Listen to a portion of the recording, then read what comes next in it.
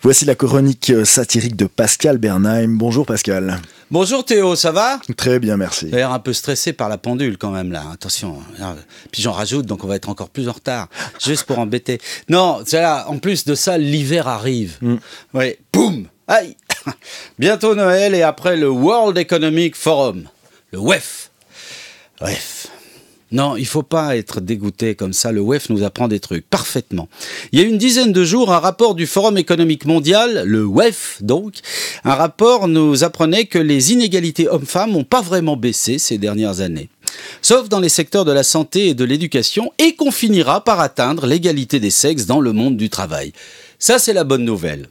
La moins bonne nouvelle, c'est que cette égalité, nous l'atteindrons en 2095. Ouch. Ça peut pas durer comme ça. Continuons le combat. C'est ce qui s'appelle travailler pour les générations futures, voyez.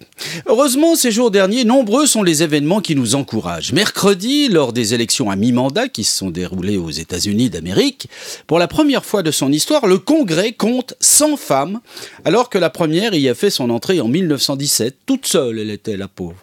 Ça fait une proportion de, aujourd'hui, de 18,7% de représentantes féminines au Congrès américain. Eh ben, c'est pas pour me vanter. Mais la Suisse fait mieux, avec près de 29% de femmes à l'Assemblée fédérale. Mais c'est pas tout. Si j'évoquais au début les progrès de l'égalité homme-femme dans les secteurs de la santé et de l'éducation, c'est qu'il y en a d'autres de secteurs dans lesquels le machisme a la peau aussi dure que... aussi dure. Le monde scientifique, tiens. Combien de temps a-t-il fallu attendre pour que Marie Curie ait sa propre notice dans le Larousse au lieu de n'être que vaguement citée dans celle de son mari, Pierre ?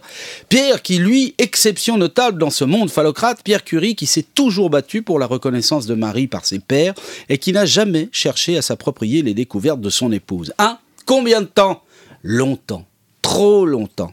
Eh bien, figurez-vous que mardi, le plus grand centre de physique de particules du monde, le CERN, a élu pour la première fois depuis sa création en 1952, le CERN a élu une femme pour prendre les rênes de sa direction générale en janvier 2016 et succéder ainsi à 14 mecs. Oui, il s'agit de madame Fabiola Gianotti, physicienne des particules, docteur en physique subnucléaire expérimentale de l'université de Milan. Ah oui, ça alors c'est à fond. Et le milieu de l'art ? Le milieu de l'art, alors vraiment, soudé dehors, faussement tolérant et ouvert d'esprit, il vaut lui aussi son pesant de quéquette. Pourtant, mercredi, Lily Salver a reçu le Goncourt et jeudi, nous avons appris que le Conseil d'État vaudois est allé chercher une femme, jeune en plus, pour succéder à Sam Sturze à la tête du musée de l'Élysée, Tatiana Frank. Enfin, la presse et l'économie ne sont pas en reste côté surreprésentation de coucougnettes, pourtant, depuis le 1er novembre, une femme dirige la rédaction de Bilan, le magazine économique de référence en Suisse romande, c'est Mireille Zaki. Bon, c'est la loi des séries, c'est-à-dire, on va avoir la paix un moment maintenant. Bon, c'est pour ça qu'il faut pas baisser les bras, les filles. Attention, et les garçons non plus, c'est un travail d'équipe. Déjà, rien que pour lutter contre les clichés, il y a du pain sur la planche. Les femmes ne savent pas lire une carte routière et n'ont pas le sens de l'orientation. Et enclencher le GPS, elles ne savent pas, peut-être. Les femmes peuvent faire 2 trucs en même temps, alors que les hommes, non. Moi, j'arrive déjà pas à faire un truc en même temps, alors bon. Les femmes ont de l'intuition et elles sont fidèles. Mais bien sûr, les filles sont nulles en maths, etc., etc., je vous en passe et des meilleurs. Faut arrêter avec ces âneries, ça va finir par les agacer, les filles, et elles ne sont pas tout le temps douces et romantiques, comme le veut le cliché aussi. Elles vont finir par en buter 2-3 des types qui énervent. D'ailleurs, on dit que l'arme favorite des femmes, c'est le poison. Encore un cliché battu en brèche par une femme. Grâce à Nabila, on sait qu'elle joue aussi du couteau.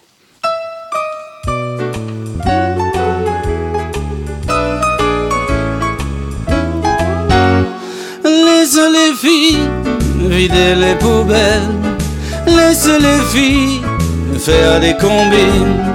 Laisse les filles devenir colonels. Laisse les filles diriger les usines. Laisse les filles monter plus haut. Laisse les filles être académiciennes. Laisse les filles porter le chapeau. Laisse les filles travailler à la chaîne.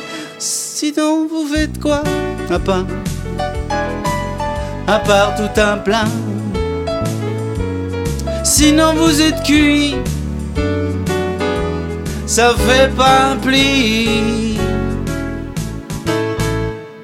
C'était la chronique satirique de Pascal Bernheim. Il paraît, Merci oui. Pascal. Avec plaisir. Cette chronique est écoutable à volonté sur rts.ch/Bernheim avec un H au milieu. Et bon week-end Pascal. J'ai un H au milieu du crâne. Aïe.